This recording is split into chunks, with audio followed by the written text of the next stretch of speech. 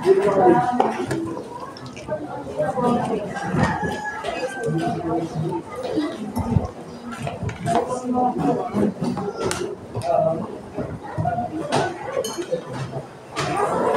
ayan. Good morning po sa ating lahat.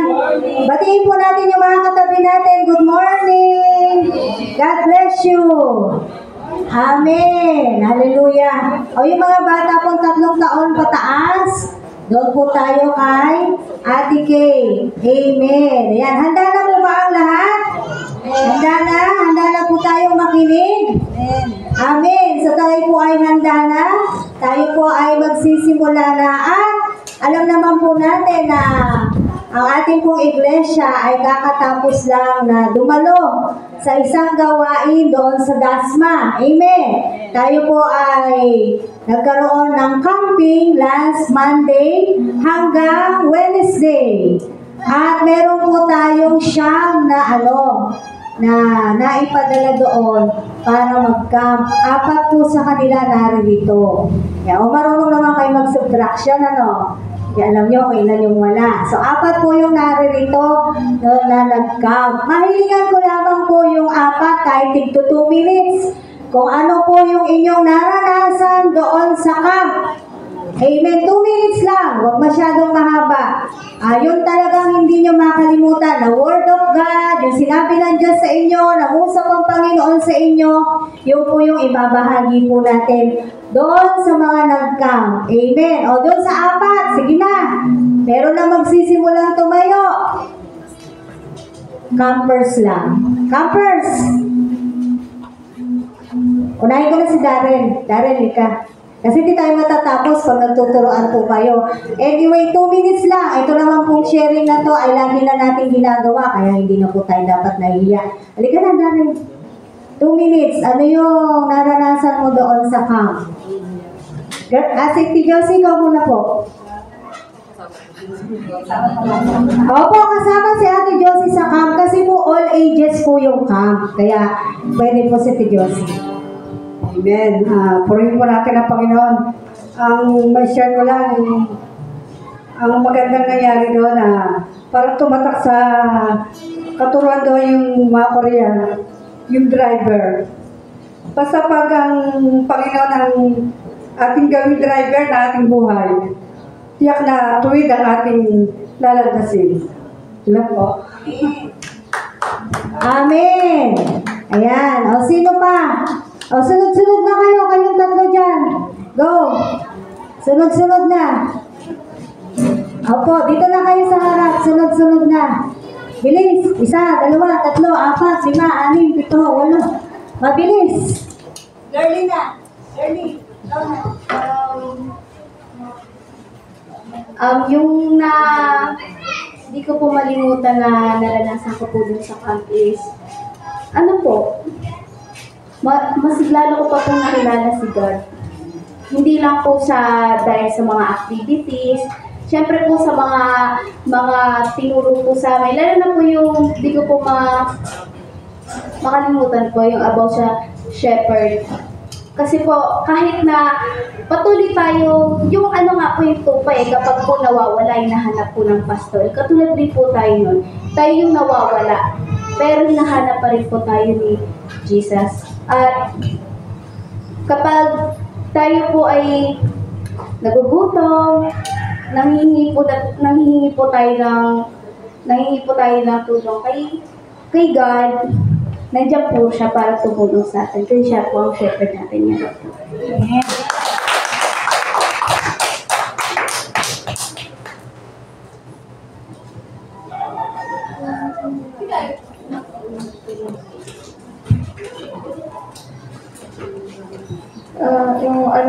Yung sa kampo, masaya po siya, tapos po, marami pong mga nakilala po. Tapos po, yung sa natutunan po, yung i-share po, yung sabi rin po nila nilagay po yung sa apostol po na tayo po, kahit na kapag tayo po ay nawala, hinahanap po tayo po ng ating yung para sa pastor din po na hinahanap niya po yung tupa niya po kapag nawawala po at hindi niya po hinahayaan po na yung mangyari po hindi po maganda sa tupa niya po. Ganoon din po sa ating Diyos po na tayo po na hindi po tayo hinahayaan na mapamak po tayo po. Na lagi po tayong iniingatan po ng ating Diyos po. Tapos po yung sa rin po, yung sa masaya po siya at marami po mga nakilala po at yung nga po na dapat po ay hindi po maiyak po. Ayan po, salamat po. Thank you po. Yung naano ko lang po yung sobrang saya po yung tuwing nag-worship, yung tuwing kumakanta po na gano'n nga po, sobrang sarap sa pakiramdam na. Tapos yung naano ko lang din po na dapat laging, as a Christian na ugaling laging magbasa ng Bible. Tapos yun lang po yung napaalala din ako na ugaling laging magbasa po ng Bible. Tapos yung lagi po tayong na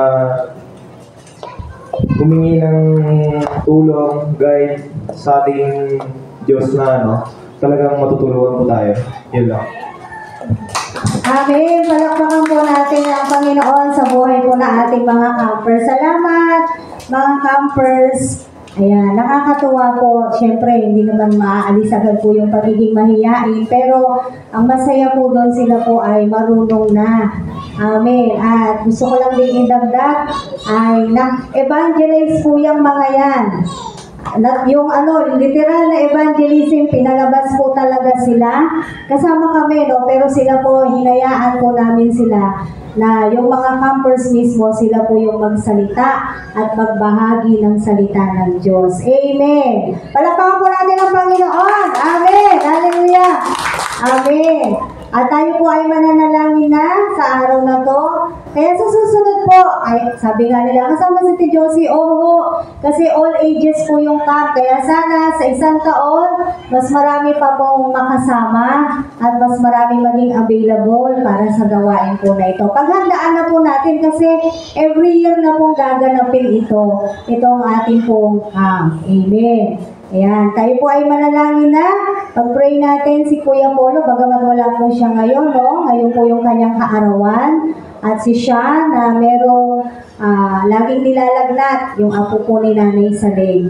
Purihin ka, Panginoong Jesus, sa umaga na to. Maraming salamat po sa walang sawang pagmamahal, pag-ibig, pagtanggap na lagi mo pong pinagkakaloob sa amin, O Diyos. Tunay nga, Ikaw ang dinadakila namin sa bawat oras, sa bawat araw ng aming mga buhay. Ikaw po ang maluwalhati, Ikaw ang maitaas namin sa lahat ng aming mga ginagawa simula pa kanina, O Diyos, kung paano ka namin papurihan sa pamamagitan ng aming pag-awit hanggang sa matapos ang gawain na to, Panginoon, nawa, O Diyos. Ikaw po, Panginoon, ay nabibigyan namin ng kaluguran, Panginoon. Nasasamba ka namin sa Espiritu at katotohanan, Panginoon, na ibibigay namin ng buong-buo ang aming mga puso, ang aming kaisipan, Panginoon. Tunay nga, Lord God, ang araw na to ay espesyal dahil sa iyo, Panginoon. Walang ibang dahilan kung bakit espesyal ang araw na to, kundi dahil sa iyo, O God. Kaya naman purihin ka, dakilain ka, maging sa buhay ni Apollo na nagsiselebrate ng kanyang kaarawan, bagmat wala po siya, Panginoon. You bless him, Panginoon. Ingatan mo siya palagi, Lord God, lalo na po sa pagbibiyahe niya ng pagbibisikleta, O Diyos. At tunay nga, Lord, ano man ang heart's desire niya, patuloy na ipagkaloob mo po ito. Ganon din kay siya na palagi pong nilalagnat. We pray for your healing touch right now for the life of Sean in Jesus' name. In Jesus' name, Lord God, na matapos na, matigil na ang paglagnat-lagnat ng bata na to sa pangalan mo, Panginoong Jesus, Lord God. Dantay mo po ang kagalingan kay Sean sa mga oras na to in Jesus' name. At sa bawat isa, anuman pong kahilingan na aming mga puso, O Diyos, hindi man namin masambit isa-isa, Lord God. Alam mo kami, nakikita mo kami, kilala mo kami, Panginoon. Tunay nga, Lord God, panambahan namin sa iyo, bagamat ikaw ang dapat na gino-glorify namin, ikaw pa rin ang nagpapala sa amin. Kaya maraming salamat po. Be with us, Holy Spirit, throughout, Lord God, ang gawain na to. In Jesus' name, Amen. Amen. Amen. Hallelujah. Sa umaga po na to, nais kong pag-usapan natin karugtong parelo, tema doon sa camp. Kasi napakaganda po niya, yung transformation. Amen. Sino po yung nakakaalam ng Transformers? Ayan, alam niyo yung Transformers, di ba? Yung mga robot-robot yun, di ba? Amen. Yung mga laruan, Transformers, may pelikula na Transformers. Yan. Actually, hindi po sila Transformers ang tawag sa kanila, mga Autobots. Yan, mga robots po sila. Si Optimus Prime, kilala niyo si Optimus Prime? Truck lang muna siya bago nagiging robot. Si Bumblebee, kotse lang muna siya bago nagiging robot. Kasi may mga mission sila. Kaya sila tinawag na Transformers. Kaya pag may kalaban, ang pangalan ng kalaban nila ay Decepticons. Amen. So pag may kalaban, nandiyan po sila. Nagka-transform sila para sila ay nakipaglaban. Amen. So yung pagka-transform po nila ay sa kabutihan. Sa ano lang po doon sa sinasabi ko po.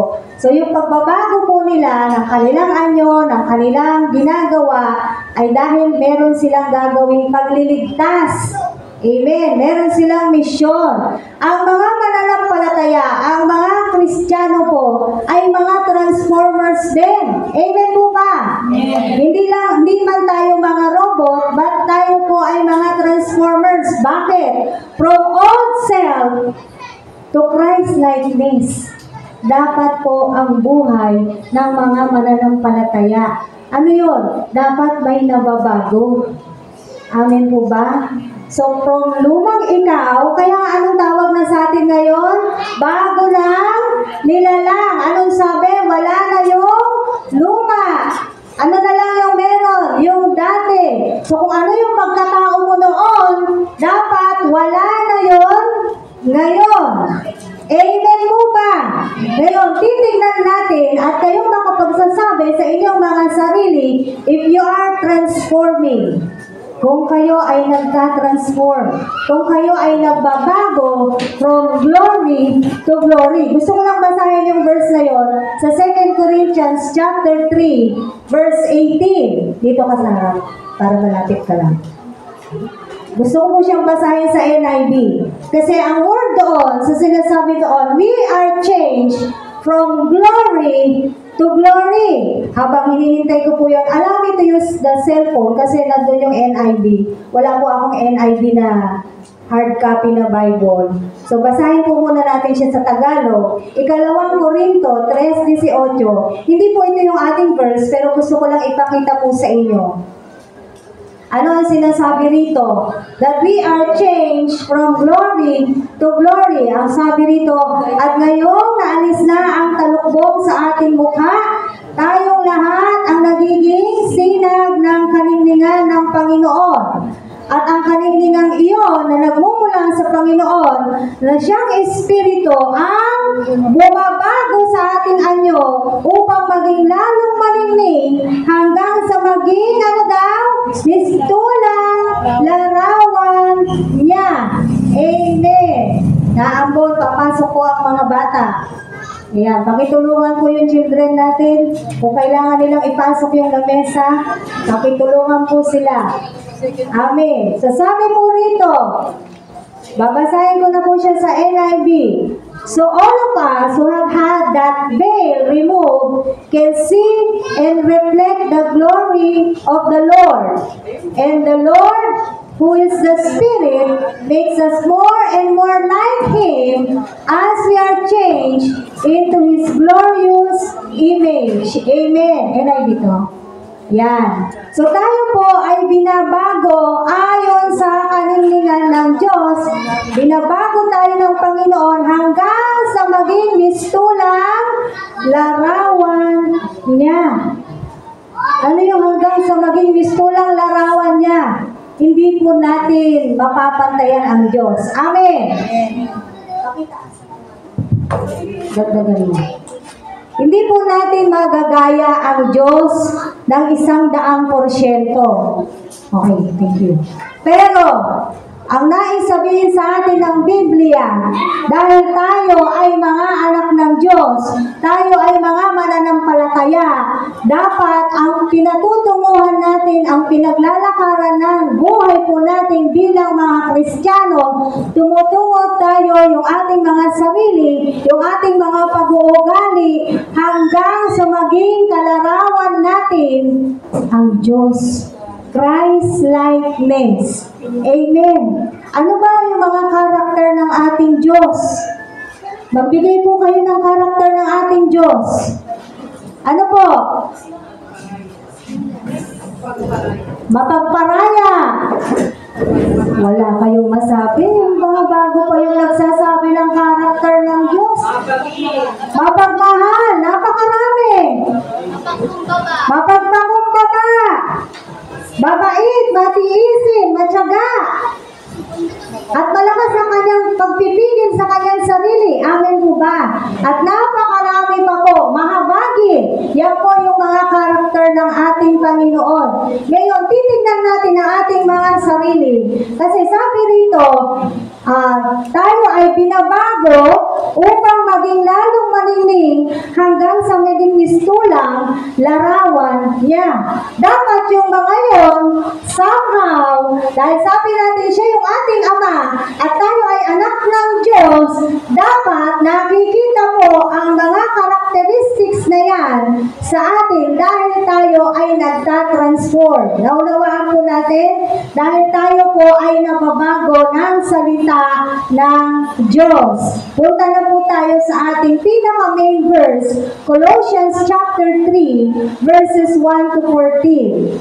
Dito po tayo sa Colossians. NLT pa na to. New Living.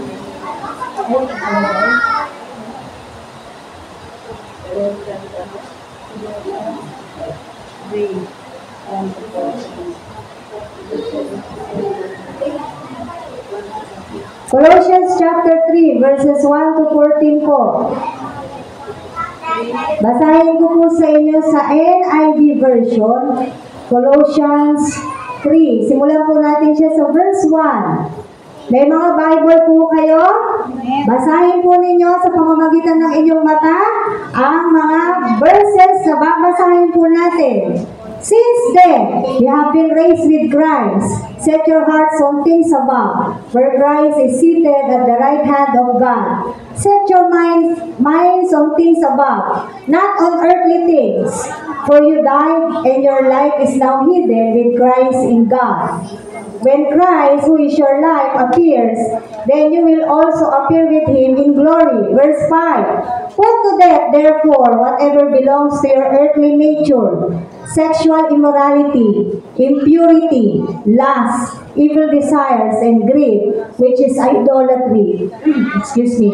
Because of this, the wrath of God is coming.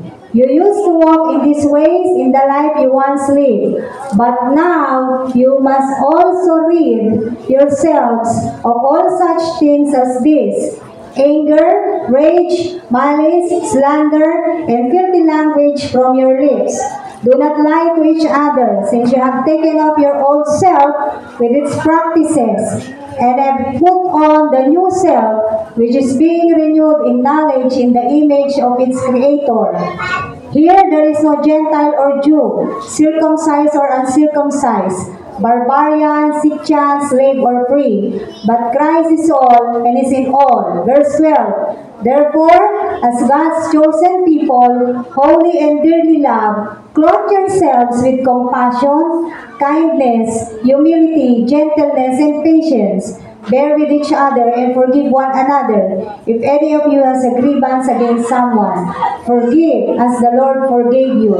And over all these virtues, put on love, which binds them all together in perfect unity. Amen. Salamat, Panginoon, sa pagkabasa po ng iyong salita. Dalangin ko, Panginoon, ang bawat isa ay talagang nakikiisa at nagbasa ng salita mo upang lubusan namin maunawaan ang iyong mensahe sa araw na to. In Jesus' name, Amen. So dito po sa ating pag-aaralan ngayong umaga, meron po tayong mga bagay na dapat ginagawa na po natin bilang tayo po ay mga anak ng Diyos. Dahil sabi nga ng ating pong tema o ng pamagat na ating pinag-aaralan, transformation from old self to Christ-likeness. Yung dating ikaw, patungo doon sa Christ-likeness. Amen. So, paano po natin gagawin yan? Paano ba maging kalarawan ng ating Panginoong Hesus? Gagawin natin ito o dapat ginagawa ito ng mga mananampalataya, ng mga Kristiyano na. Taas nga po ang kamay ng mga Kristiyano na. Taas ang kamay. Amen. Ng mga Kristiyano na, hindi dahil ipapakita mo sa tao na ganito ka, mabait ka, mabuti ka, hindi. Gagawin mo ito o automatically lalabas sa'yo ang mga characteristics na to or yung mga attitude na to kasi binabago ka, binabago ako, binabago tayo ng Diyos. Amen. Ginagawa ito ng walang pagkukunwari, hindi pagpapakitang tao. Gusto ko pong maging maliwanag po ito. Kasi pwede tayong maging mabait nang hindi naman pala totoong mabait. Naintindihan po ninyo? Pwede natin ipakita na tayo ay maunawain, pero hindi ka naman pala talagang maunawain. Pwede mong ipakita sa tao na ikaw ay mahabagin, hindi ka naman talaga totoong mahabagin. So gagawin natin to bilang tayo po ay binabago ng Diyos. Papaano? Unang-una, nandun sa verse 1 na ating binasa sa Colossians. Sabi dyan, since then, you have been raised with Christ. Binuhay kayong muli kasama ni Kristo. Set your hearts on things above, where Christ is. Anong sabi sa Tagalog? Kaya't ang pagsumakita ninyo ay ang mga bagay na nasa langit na kinaroroonan ni Kristo na nakaupo sa kanan ng Diyos. So, unang bagay para tayo po ay talagang makita mo sa sarili mo na nagtatransform ka nga, nagbabago ka ayon sa patungo doon sa larawan ng ating Panginoong Hesus. Set your hearts on things above. Amen.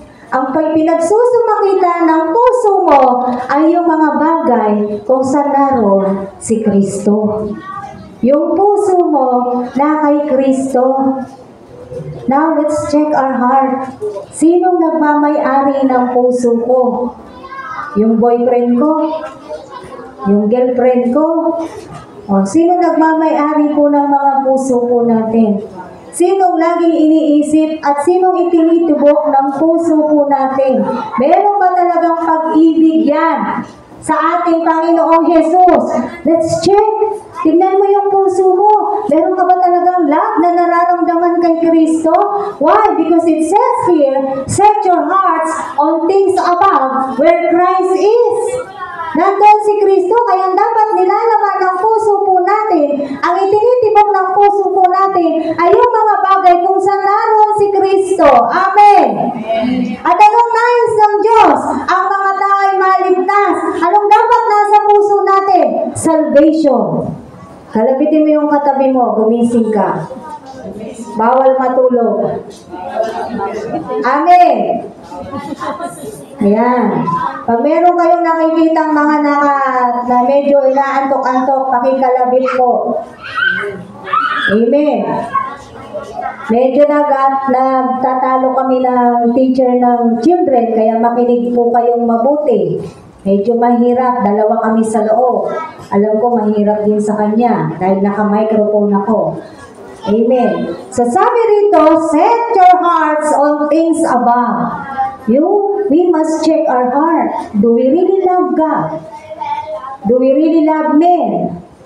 Kasi ang mga bagay na kung saan naroon si Kristo, ang gusto niya, ang mga tao ay maligtas. So, ang nasa puso natin, salvation, salvation, salvation. Paano makararating ang salvation sa mga tao? We have to share His Word. Amen? Uulitin ko, paano makararating ang salvation, ang kaligtasan sa mga tao? We have to evangelize. Yun yung dapat nasa puso po natin. Naligtas na ba to? Naligtas na ba to? Yung mga mahal natin sa buhay. Iisipin natin palagi, sila ba ay tumanggap na? Ang Diyos ba nila ay ang Panginoong Hesus na? Ang sinasamba ba nila ay ang Panginoong Hesus na? So yun yung mga bagay na dapat po nasa puso nating mga tinatawag natin yung ating mga sarili na Kristiyano. By the way, ang pagiging Kristiyano ay hindi lang siya label. Amen. Hindi lang siya basta sinabing Christian ka, labeling lang. Hindi po. Ang pagiging Kristiyano ay ang kabuuan ng buhay ng isang tao. Kung sino ka, kung Kristiyano ka man talaga, makikita po yan sa atin. Amen? Kung totoong Kristiyano po tayo, makikita po yan, lalabas yan. Whether we like it or not, lalabas po yan. Naturally, lalabas ang pagiging Kristiyano natin. No? Kaya dapat lahat ng mga bagay na meron doon sa kalangitan, anong gusto doon sa kalangitan? Salvation. We must love the Word of God. Nasasabi po ba tayo na palaging magbasa ng Biblia? O dahil inuutos lang natin na magbasa kayo ng Biblia, kaya kayo nagbabasa. Kailangan lagi tayong mayroong kasabikan sa pagbabasa, pagme-meditate, pag-aaral ng salita ng Diyos. Yun yung dapat nasa puso po natin. Minamahal natin ang salita. Bakit? Dahil ang salita ay Diyos. Nasusulat yan sa John 1:1. Nandun makikita niyo po. Mahalin natin ang salita dahil ang salita ay Diyos. Meron po ba kayo mga Biblia? Dahil paano ka magiging Kristiyano kung Kristiyano kang walang Biblia? Dahil naunawaan po natin, hindi natin pwedeng tawagin ang ating mga sarili na tayo ay Kristiyano, tapos wala kang Biblia. Saan mo kinukuha ang salita? Amen.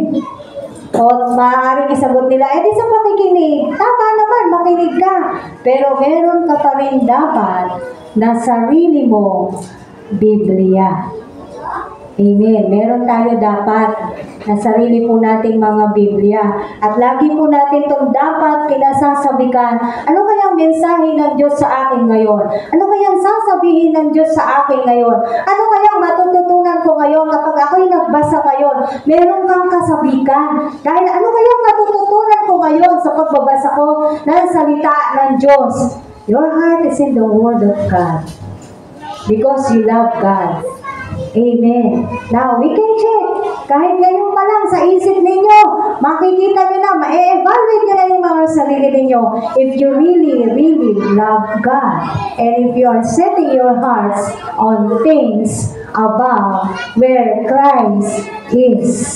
Yun po yung number 1. Pangalawa, set your mind on things above. Nasa verse 2. Sabi dun sa verse 2, set your minds on things above, not on earthly things. Ang isa sa isip daw natin ay yung mga bagay na panlangit at hindi yung mga bagay na panlupa. Yun daw dapat ang nilalaman ng ating kaisipan. Ano-ano ba yung mga bagay na panlangit? Alam na po natin yan.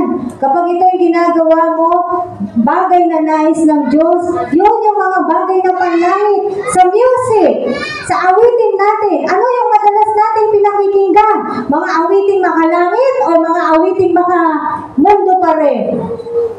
Sabi, dapat, di ba, set your minds on things above, not on earthly things. Dahil marami pa rin Kristiyano ngayon, sinasabing Kristiyano na sila, pero anong pinatutugtog? Di ba? Anong pinatutugtog? Walang pinagkaiba doon sa hindi Kristiyano. Kapag pagtatabihin, Kristiyano at hindi, maa-identify pa kaya natin sino ang Kristiyano doon at hindi. Doon pa lang sa mga simpleng bagay na yon, dapat nakikilala na yung pagiging Kristiyano natin kasi natatransform na tayo. Nababago na tayo ng Diyos. Kaya pati pagpili ng mga awit na pinapakinggan, pagpili na inaawit, natatransform na din tayo dyan, yung mga kaisipan natin. Amen. Amen po ba? Yung mga ginugustong palabas, ilang oras kang nanonood?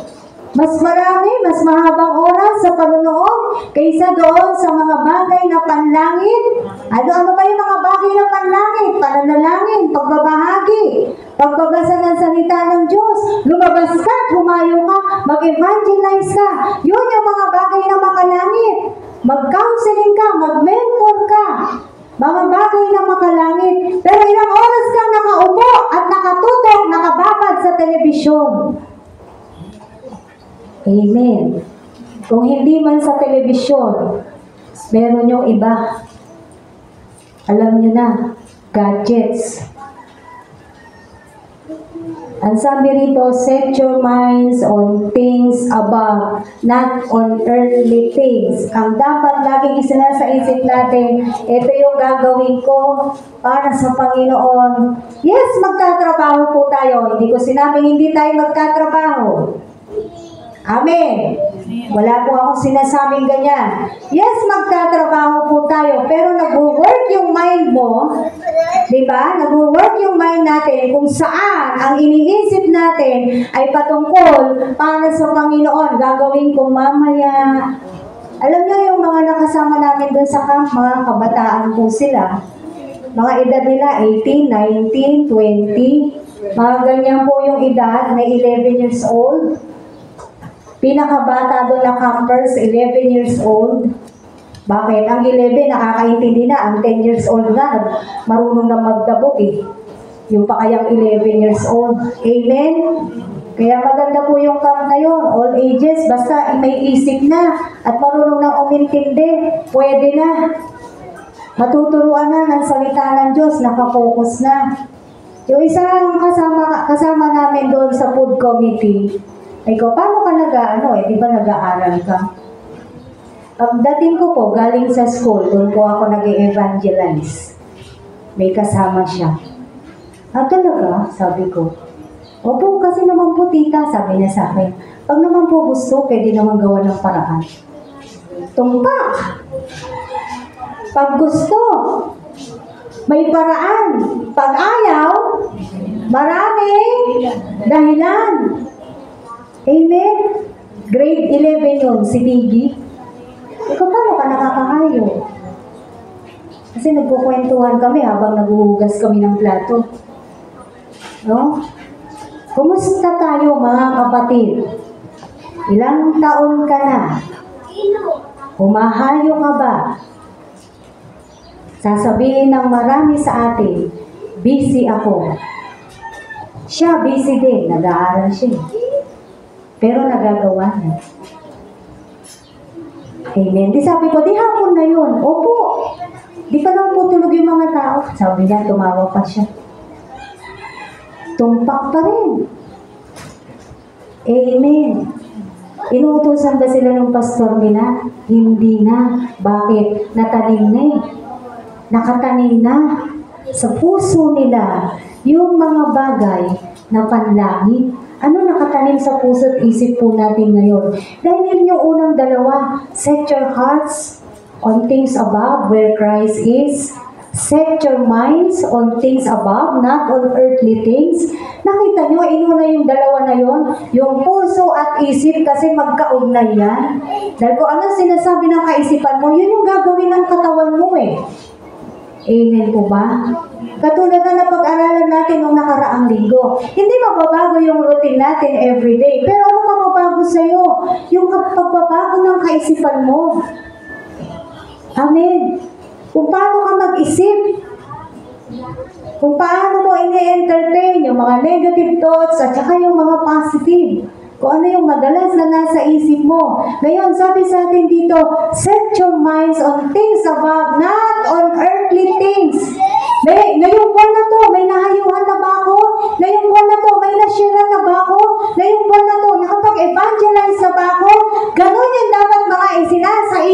ng isang tunay na mananampalataya na nagtatransform without even commanding them. Kasi meron silang initiative. Kasi natanim na sa kanila ano yung mga bagay na dapat ginagawa ng isang tunay na Kristiyano. Amen! Walang nag-uutos, pero ginagawa. Walang schedule, pero ginagawa. Bakit? Alam nila, yun yung mahalaga. Yun yung dapat. Kailangan natin magmadali. Bakit? Hindi naman natin hawak ang buhay ng mga tao. Amen? Maaaring sinasabi natin, napakalakas pa niyan. Mahaba pa buhay niyan. Hindi po natin masasabi yun. Hindi po tayo ang Diyos. Only God knows. Yung isang pastor doon, nagturo siya, sabi niya, yung isang kabataan na noong bagong dating doon sa camp, napaka niya, ang dami raw suot na alahas. Alam mo yung mga metal-metal? Yan, ganyan yung itsura niya, yung forma niya. As in, hindi po kasi talaga siya born again. In short, yun siya, no? Pagkatapos ng camp, nakita ng magulang yung pagbabago doon sa buhay ng bata. Nagtataka yung magulang kasi niyayakap niya yung magulang niya na mag-church sila. Ayan, doon talaga, yun yung transformation. Kaya yung mga kakatapos ng camp, meron talaga somehow, merong mga small things, small changes na nagaganap na sa ating mga buhay. Kung talagang nilunok natin ang nilunok, inabsorb natin ang inabsorb yung salita ng Diyos na tinuro sa ating doon for 3 days. For how many times na nagkaroon ng worship service during those 3 days, talagang kung na-absorb natin mabuti yung mga salita na yun, meron at merong matatanim sa iyo. Amen. So, yung bata na yun nataniman. Alam nyo, after 2 weeks, naka-receive ng call yung pastor. Pastor, bilisan mo, umuwi ka na. Yung batang yung maton-maton, sabi niya, merong balita. So, akala niya kung ano yung balita. So, in short, pagdating niya doon, patay na po yung bata. 17 years old. Namatay yung bata. Pero namatay siya na nakakilala kay Kristo. Namatay siya na kahit sa sandaling oras at panahon, nagkaroon ng pagbabago sa buhay niya. As in, complete turn around yun, mga kapatid. Pinaguhubad daw yung kung ano man yung mga nasa katawan niya, pinaguhubad daw at talagang nakita mo talaga kahit yung magulang daw takang-taka. At pasalamat ng pasalamat doon sa pastor. Kung ano man na daw ang ginawa doon sa camp, ano man daw yun, salamat. Kaya masaya siya kahit nawala yung anak niya. At the age of 17 years old. Sinong mag-aakalang mawawala siya agad after the camp? Kabata-bata. Amen. No, na heart attack. Yun po yung sinasabi natin. Hindi natin hawak ang buhay ng mga tao. Kailangan na-share natin sila, nababahaginan po natin sila ng salita ng Diyos, lalo na po yung mga mahal natin sa buhay, bahaginan po natin sila ng salita ng Diyos. Set your minds, set your hearts on things above. Ito yung mga bagay na dapat iniisip na natin palagi ngayon. Nakahayo na ba ako? May na-share na ba ako ngayon? Ngayong buwan na to, may na-share na ba ako? Tanungin niyo yung sarili niyo, ngayong buwan na to, may na-share ba ako? Alam niyo na yung sagot. Amen! Alam niyo na yung sagot. Pero mga kapatid, hindi pa huli ang lahat. Habang tayo po ay nabubuhay, magpatuloy po tayo in our transformation. Pangatlo, sabi sa verse 5, put to death Put to death, therefore, whatever belongs to your earthly nature, sexual immorality, impurity, lust, evil desires, and greed, which is idolatry. Basahin natin siya sa Tagalog.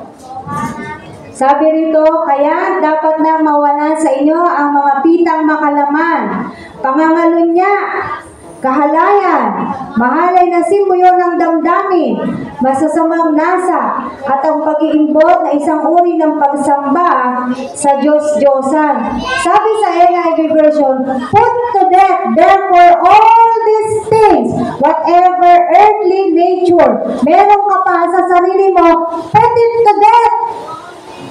Patayin mo na. Ano yung papatayin mo? Yung mga sexual desires mo. Alam niyo ba na pag tumingin ka sa isang tao na may pagnanasa, nagkakasala po tayo? Amen?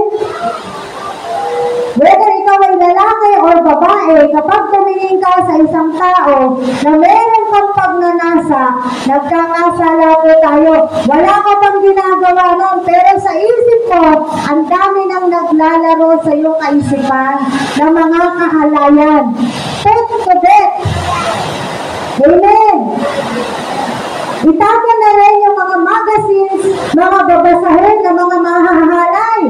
Hindi na po dapat nagbabasa o kahit nanonood o kahit anumang mga bagay na merong kahalayan, hindi na dapat na i-involve ang mga Kristiyano sa mga ganong bagay. Amen po ba?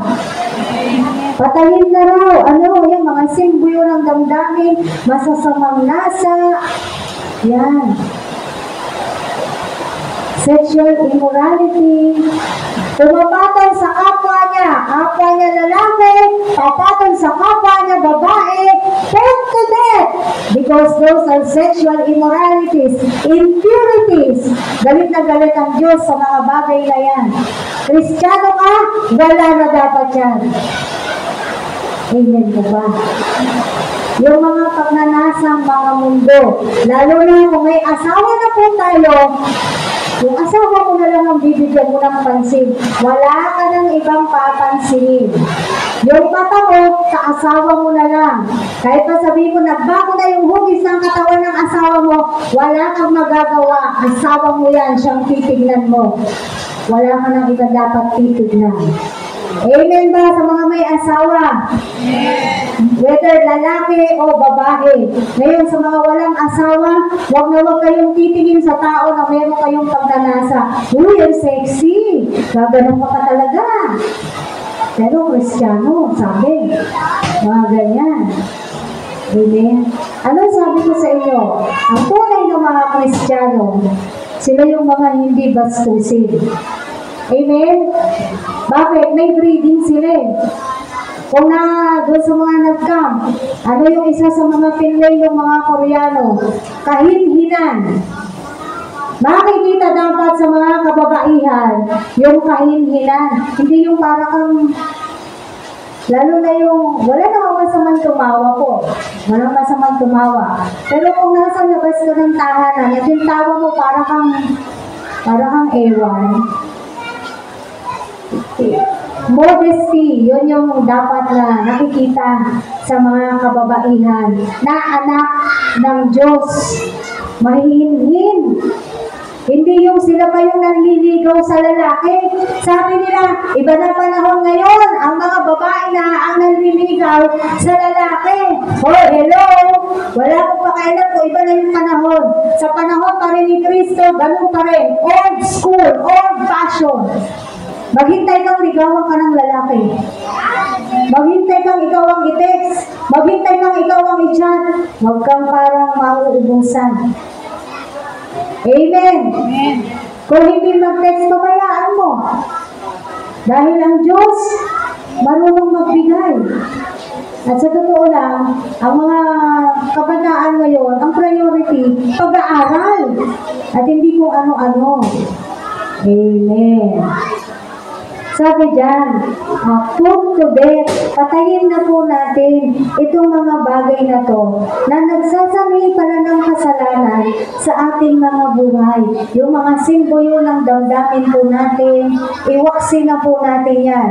Pang-apat, sabi sa verse 8, Read yourselves, sabi dyan, but now, you must also rid yourselves of all such things as this, anger, rage, malice, slander, and filthy language from your lips. Sabi sa Tagalog, ngunit ngayon, itakwil ninyo ang lahat ng ito. Ano daw yon? Galit, poot, sama ng loob. Iwasan na ninyo ang panunungayaw at malaswang pananalita. Itakwil mo na. Read yourselves. Iiwas mo na yung sarili mo sa mga ganitong bagay. Ano yung mga bagay na to? Ayan. Galit, poot, parang ikaw si Sharon Cuneta. Pasan mo ang daigdig. Araw-araw, laging galit. Walang minuto, walang araw, walang panahon na hindi nagagalit. Palaging galit. Bakit? Hindi ka na ba napapasaya talaga ng Diyos? Ng banal na Espiritu ng Diyos para lagi kang galit? Amen. Sabi, takwil na po natin yung galit, poot, sama ng loob. Kung meron pa po tayong kasamaan ng loob, itakwil. Iiwas na natin yung mga sarili po natin sa mga ganitong bagay. Amen. Bakit? Sabi natin, we are transforming from our old self to saan patungo yung buhay natin? Christ-likeness. Kakambal ng pangalan ng mga Kristiyano ay ang pangalan ni Kristo. Diba? Christian. Diba nandun yung salitang Christ? Kakambal natin po yung pangalan ni Kristo. Kaya iiwas na natin, itakwil na natin yung mga ganitong mga bagay. Yung galit po natin, yung poot, parang galit ka sa mundo, lahat galit ka. No, lahat kinakagalit mo. Konting galit ka. Wala na ba talagang naging magandang pangyayari sa buhay mo para lagi ka na lang galit? O para lagi na lang masama ang loob mo? Konting kibot, masama ang loob. Bawal ang MU.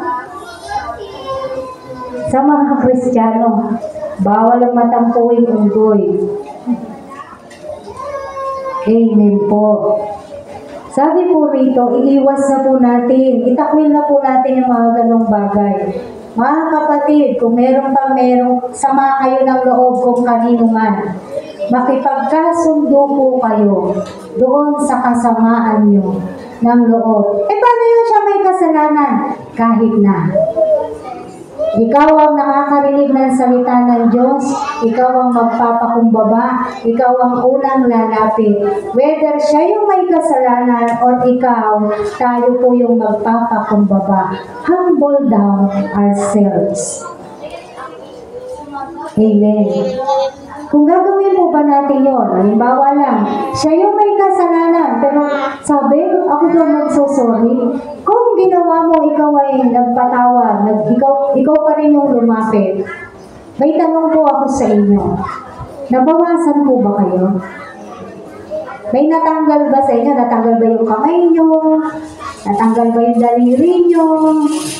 O may nabawas ba sa inyo nung kayo nagpakumbaba? Wala. As a matter of fact, hindi mo alam, tinataas ka pa ng Diyos. Dahil yun yung sinabi niya sa salita ng Diyos, sa Biblia. Diba? Yung nagmamataas, ibabagsak niya. Pero yung nagpapakumbaba, itataas niya. Kaya mga kapatid, may kasamaan pa kayo. Tsaka, siya nga pala, bilang mga Kristiyano, kapag may naramdaman ka na sa sarili mo, hindi maganda, kahit kanino, kahit sa akin, lumapit na kayo agad, pwede ba? Amen? Kasi minsan yung iba, hindi pala nila alam na masama ang loob mo. Lumapit ka na. Anong sa ganun, magkaroon kayo ng unawaan. Amen? Nagkaroon kayo ng unawaan, nagkaliwanagan kayo, nagkasara kayong nananalangin sa isa't isa? Hindi yung nag-a-assume ka, palagay ko alam niya yun eh. Alam niya na masama ang loob ko, kaya dapat siya lalapit sa akin. Hindi po. Sabihin na agad. Para, tapusin na yan agad. Parang ganyan. Hindi ko sinasabing inaaral natin to, hindi nasasama ang loob mo, hindi ka na magagalit. Pero anong gusto natin sabihin dito? Anong gusto sabihin ng Diyos sa atin dito? Huwag mo siyang panatilihin. Huwag mo siyang pagtagalin. Yung mga nararamdaman ng puso mo, pagkirot ng puso mo, iisipin mo pa yan, matutulog ka na lang, iisipin mo pa. E di, ilabas mo na agad. Ang sabi dyan, read yourselves. Iwas na po natin, itakwil na po natin yung mga bagay na yan. Panglima, nasa verses 9 and 10.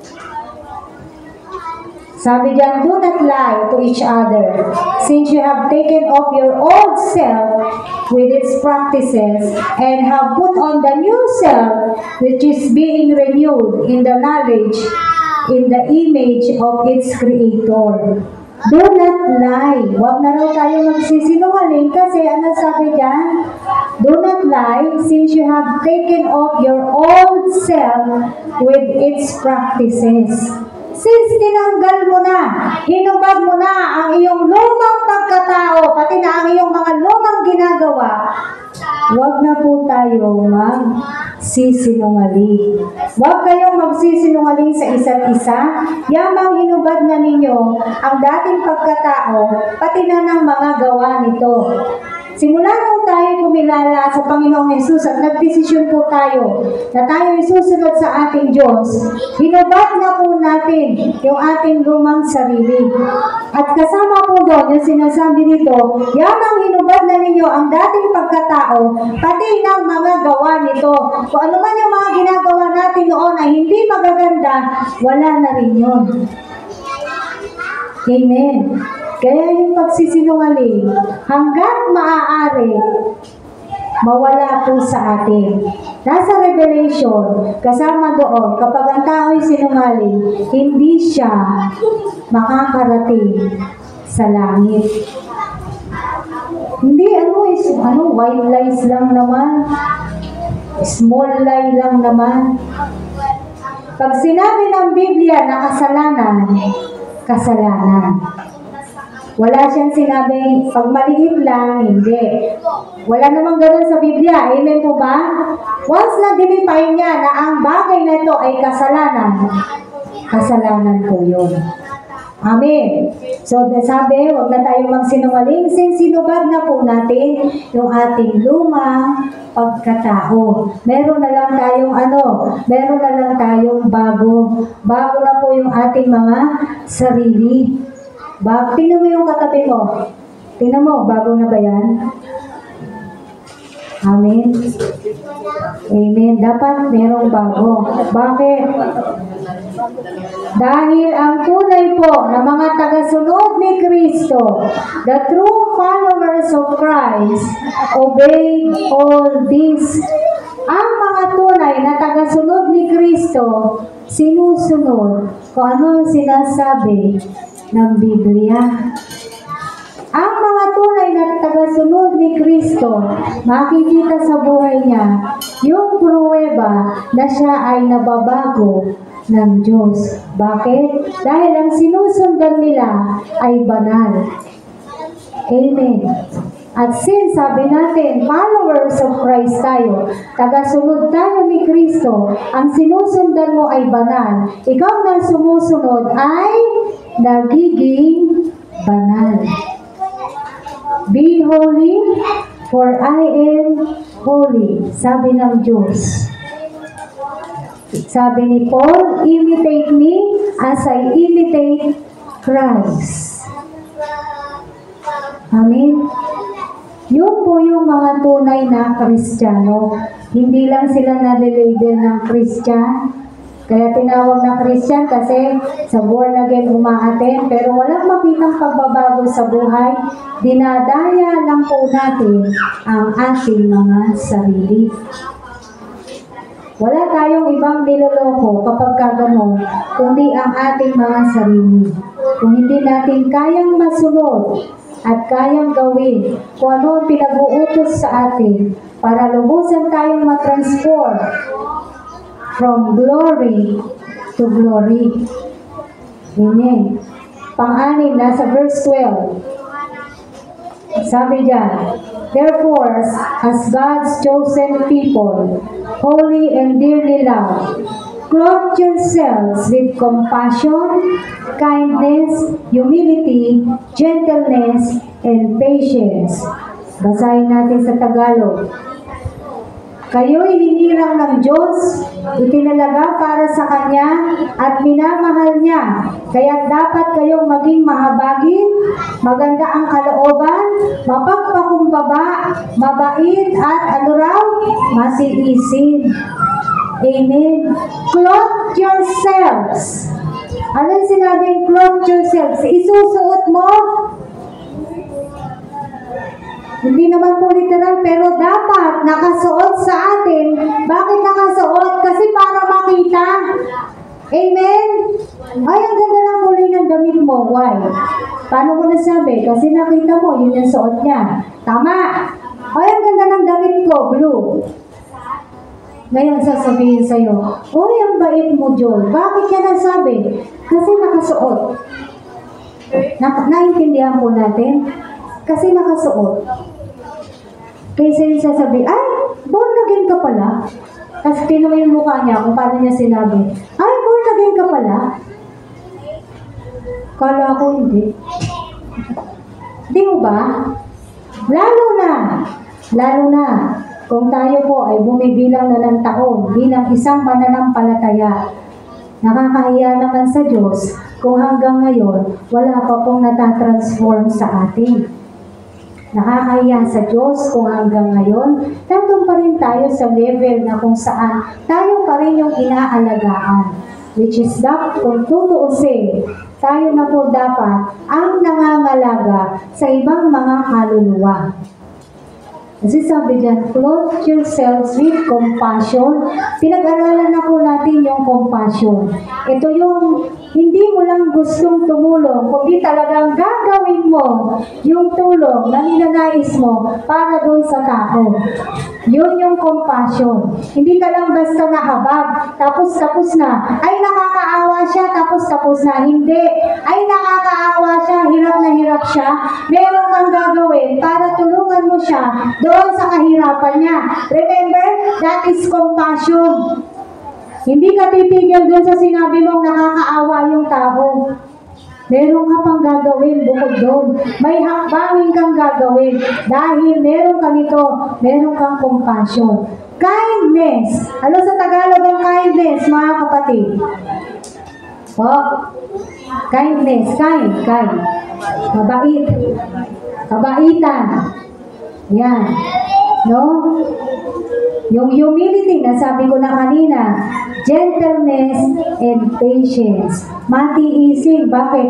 Si Jesus, napaka-matiisin. Amen? Lahat tiniis ni Jesus para lang sa ating lahat. Lahat po ng hirap, lahat ng sakit, tiniis ng ating Panginoong Jesus. Para makamtan lang po natin ang kaligtasan na meron tayo ngayon. Amen. Ngayon, ano yung hirap o bigat ng sitwasyon mo para sasabihin mo sa sarili mo na hindi mo na kaya at hindi mo na matiis, ikaw ay nag-give up na at ang tendency na yung pag-give up, ayoko na, hindi naman ako sinasagot ng Diyos. Hindi niya tinutugon ang panalangin ko, ayoko na. Dumadating na po ba tayo sa puntong ganyan? Na tayo po ay nag-give up na sa sobrang hirap po ng nararanasan natin dito sa mundo na to? Kahit gaano po kahirap, tandaan po natin to mga kapatid. Hindi ko po alam kung ano yung nararanasan ng bawat isa sa atin dito. No? At naniniwala ako lahat ng naririto merong kabigatan. Tama po ba? Lahat ng naririto merong problema. May pagsubok na pinagdadaanan. Ano man yan kapatid, kahit pa sabihin natin napakabigat, maging matiisin po tayo sa harapan ng ating Diyos. Kapag ito po ay ginawa natin at napagtagumpayan po natin, makikita natin ng kamay ng Diyos. Siya mismo ang mag-aangat at tutulong sa atin. Amen. Hindi po tayo pababayaan ng Diyos. Huwag lang po tayong aalis. Huwag lang po tayong bibitaw. Huwag lang tayong bibigay.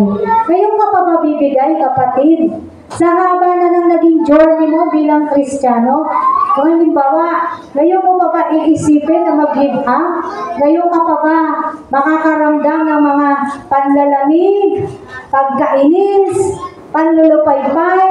Noon na maramdaman mo yung mga yan bilang ikaw ay isang mananampalataya at buhay na Kristiyano. Pero, kapag nararamdaman mo yung mga bagay na yan, anong dapat mong gawin? Labanan mo agad. Resist the devil and he will flee from you. Huwag mong i-entertain. Amen. Labanan niyo po. Yung tiisin natin. Yes, masakit, pero titiisin po natin. Yes, mahirap. Sa tulong ng Diyos, habang tayo nagtitiis, tayo po'y nananalangin. Tayo po'y dudulog sa Diyos. Tayo po'y tatawag sa Diyos. Yun nga yung malaking kaibahan natin sa mga tao na hindi pa kumikilala sa Diyos. Kasi sila, nag-give up po talaga sila. Marami sa mga tao ngayon, bumibitaw na sa buhay. Kaya nagwawala kung ano-ano na lang yung mga ginagawa nila. Nagwawala sila, nagpapakamatay, ginagawa nyo sa tingin nila, yun na lang. Magiging masaya na lang ako kasi ito yung buhay, maging masaya na lang. Kasi ayaw na nilang maranasan yung paghihirap, yung mga tiisin, yung mga pighati. Alam niyo po, bahagi pa rin ng buhay yung mga yan. Yung mga pagsubok, yung mga tiisin, yung mga pighati, yung mga pain na nararamdaman po natin, bahagi pa rin po ng buhay yan. Amen. Nabasa niyo na po ba si Job? Nabasa niyo na? Nagbabasa kayo ng kwento ni Job? Oh, gaano kahirap yung naranasan ni Job? Naging ganun na ba yung buhay natin? Ni hindi palalapit doon. Amen? Ni katiting. Hindi palalapit yung kabigatan natin sa kabigatang naranasan ni Job. Yes, nakapagreklamo siya. Mababasa natin yan. Nakapagsalita po siya. Siyempre naman, ikaw ba naman ang dumanas ng ganun? Pero after that, hindi ba nalugod pa rin ang Diyos sa kanya? Bakit? Hindi siya bumitaw. Hindi niya rin sinunod yung asawa niya. Sabi nung asawa niya, itakwil mo na yan Diyos mo. Wala naman nangyayari. Parang ganyan. Pray ka ng pray, wala naman nangyayari. Tigilan na yan. Oh. Church ka ng church, wala naman nangyayari. Huwag na mag-church. Parang ganyan. Pero hindi totoo. Alam niyo, nakatunghay ang Diyos. Kung ano rin yung mga binibitawan nating salita, naririnig ng Diyos. Amen. Gaano kahirap yung dinanas niya at napagtagumpay. Namatayan na't lahat-lahat, nawala na ng ari-arian. Nagkasugat-sugat pa. Hindi na makakain, hindi makatulog. Di natin alam gaano siya katagal ganun. No? Gaano kahirap yung sitwasyon na yun? Eh, ikaw kapatid, may isang sugat ka lang, di ba? Sakit na sakit ka na. Hindi naman pakali kasi sakit. No. Eh, yung sugat niya, mula ulo hanggang talampakan, nagnanaknak. Alam niyo yung nagnanaknak? Oh, may nananan. Parang buhay yung sugat, hindi siya basta sugat. Ganun kahirap ang naranasan ni Job. Ngayon, ano yung tiisin po natin? Mapalad pa rin po tayo. Huwag mo na lang kay Job ikumpare. Doon sa iba, mapalad ka, may kinakain ka pa. Amen. Mapalad ka, may tirahan ka. Nakakatulog ka pa rin, may tirahan ka kasi. Mapalad ka at merong electric fan. Kayo, mapalad kayo, may electric fan kayo. Ako dito wala. Amen?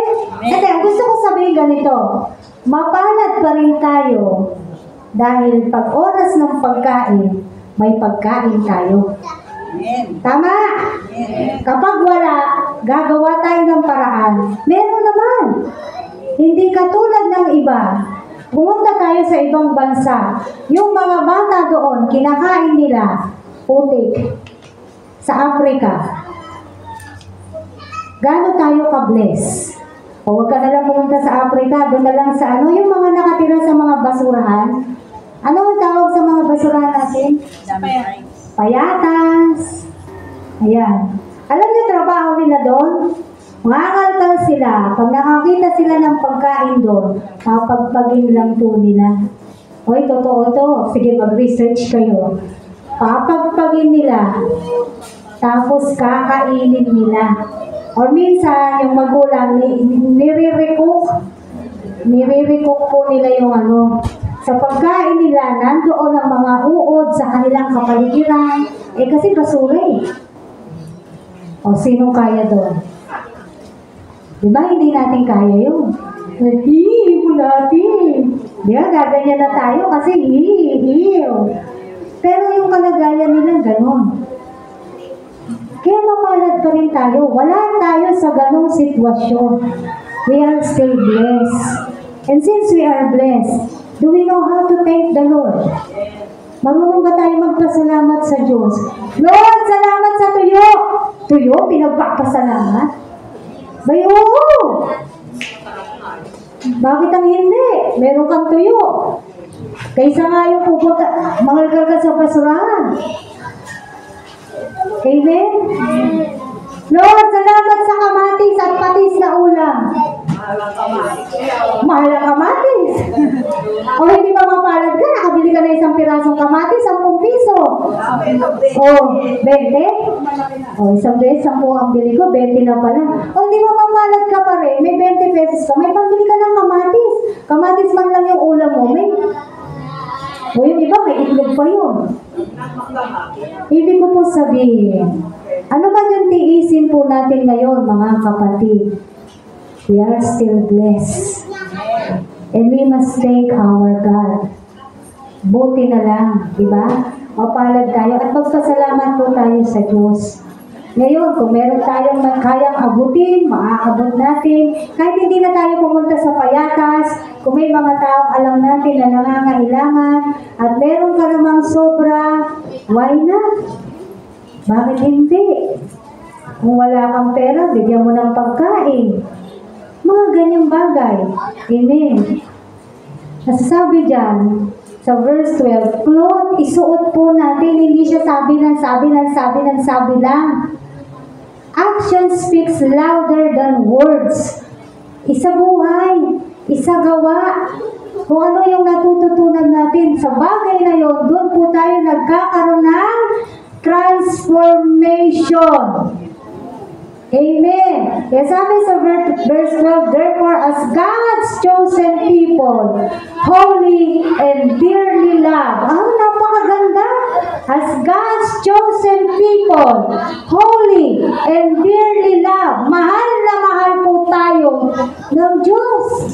Special po tayo sa Diyos. Pinili po tayo ng Diyos. Chosen people, chosen generation. Nasa 2 Pedro din po, sinasabi po yan. Anong sabi sa verse 13? Bear with each other and forgive one another. If any of you has a grievance against someone, forgive as the Lord forgave you. Bear with each other. Ano sa Tagalog yung bear with each other? Magpaumanhinan na lang kayo. Magpaumanhinan tayo, mag-unawaan tayo. Amen. Mag-unawaan tayo. Yung dalangin niya ay maging dalangin din natin sa pamamagitan ng panalangin. Amen. No, at magpatawaran po tayo dahil sabi nga, si Lord, forgive as the Lord forgave you. Magpatawad ka kung paano pinatawad ka ng Diyos. Marunong po tayo dapat magpatawad sa ating Diyos. Amen. At panghuli, sabi sa verse 14, and over all these virtues, put on love, which binds them all together in perfect unity. Put on love. At higit sa lahat, mag-ibigan kayo, pagkat ito ang buklod na ganap na pagkakaisa. Ayan, mag-ibigan. Love one another. Di natin lang i-elaborate kung paano mag-ibigan tayo. Naiintindihan na po natin kung anong ibig sabihin nito. Amen po ba? So Christ-likeness, yan po dapat ang goal ng bawat mananampalataya is to become like Christ. We must be changed from glory to glory. Nagbabago po tayo ayon sa liwanag patungo sa larawan ng ating Diyos. Romans 8:29, sabi po rito. Romans chapter 8, verse 29.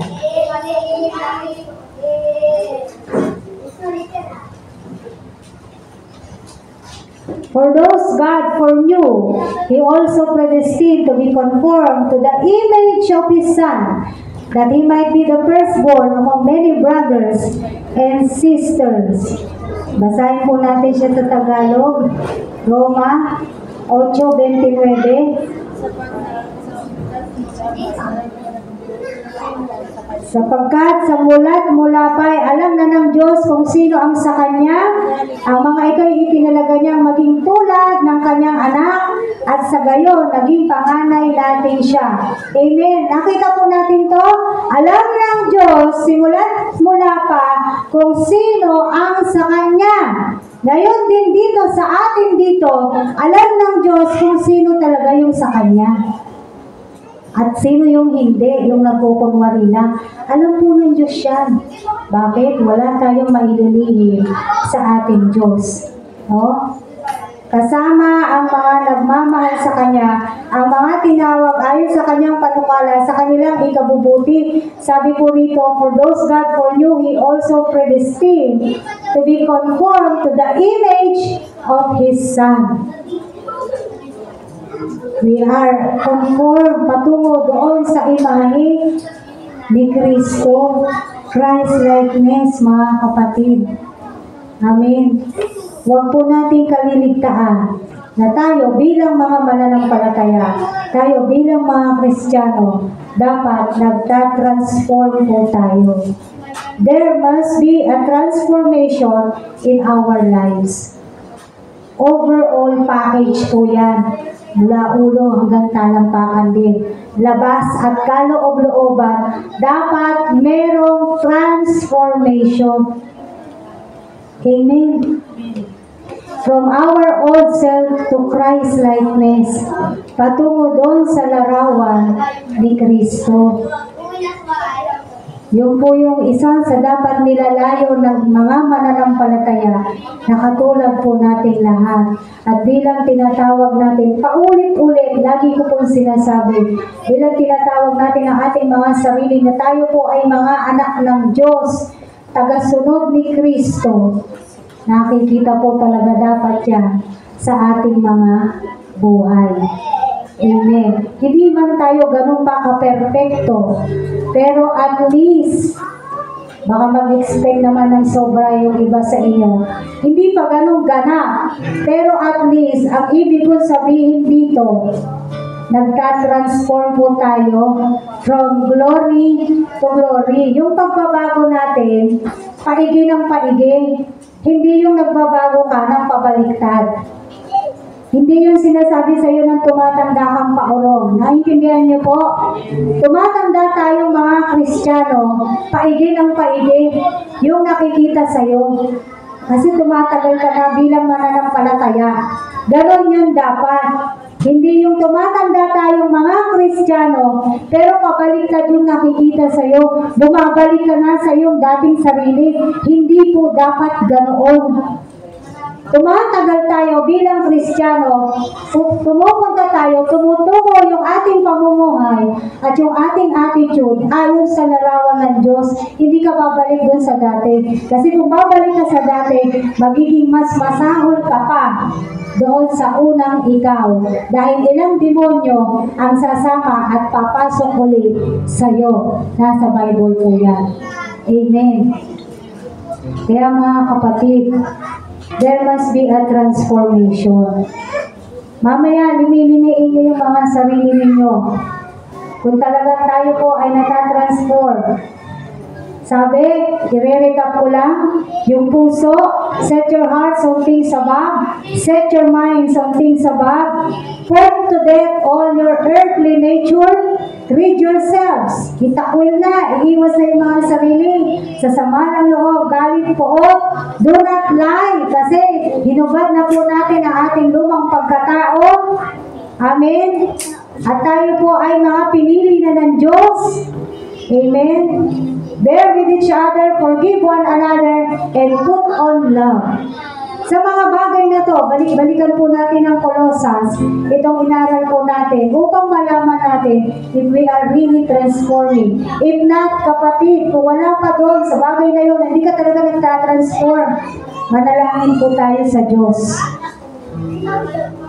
Manalangin po tayo sa Panginoon na tayo po ay magkaroon na ng pagbabago. Hallelujah. Tayo po ay manalangin. Purihin ka, Panginoong Jesus. Sige po, manalangin po tayo. Kausapin po natin ang ating Diyos. Hallelujah. Panginoong Diyos, sa umaga na to, maraming bagay kung paano namin malalaman kung kami binago mo na. O nababago talaga kami, Panginoon. At ikaw rin ang nakakaalam kung hindi rin kami nababago, O Diyos. That's why, Lord God, sa oras na to, humihingi kayo sa iyo ng kahabagan. Lord, dalangin namin, kahit pa konti-konti, merong nababago po sa amin. At tulungan mo kami na naisin ang mga puso namin na makasunod sa iyo. Naisin ang isip namin, Panginoon, yung mga bagay na mga makalangit. Naisin ang bawat buhay po namin na magkaroon kami ng mga nababahaginan ng salita mo. Na maglayon kami sa aming mga buhay na mga bagay na makalangit. Kung saan naroon ka, O Diyos, na nandoon ang iyong kaharian, ang tunay mong kaharian, Panginoon. Na sa pagdating ng araw, makikita namin ang kaharian mo, O Diyos. At dinanais mo ng iyong kaharian ay mapuno ng mga tao na sasamba at magpupuri sa iyo. Panginoong Jesus, nawa magamit mo yung mga buhay po namin. Magamit mo ang bawat isa sa amin para din sa iba. Nawa magamit mo kami, Panginoon, maging tulong yung buhay po namin para sa iba. Maging liwanag yung mga buhay po namin para doon sa iba, O Diyos. Kaya, Panginoon, dalangin namin, Panginoon, na naisin pa namin ng higit-higit pa na maging tagasunod mo at maibig ka po namin ng tunay dito po sa aming mga puso. Itanim mo sa aming mga puso't kaisipan, O Diyos, ang lahat ng mga salita na narinig na po namin. At higit sa lahat, naway natanim na sa aming mga puso yung pag-ibig para sa iyo. Salamat, Panginoong Diyos. Pinupuri ka po namin at naniniwala po kami sa iyong kapangyarihan na hindi kami magsisialis, magsisiuwi sa araw na to na hindi dala-dala ang pagpapala ng iyong salita, O Diyos. Kaya salamat po sa pagtatanim ng iyong mga salita sa aming kaisipan, maging sa aming puso. Dala-dala po namin ito, ano man ang aming mga ginagawa, saan man kami makarating, Lord God. Salamat po, O Diyos. Amen.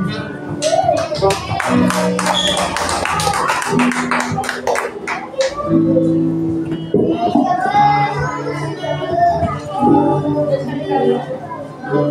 you.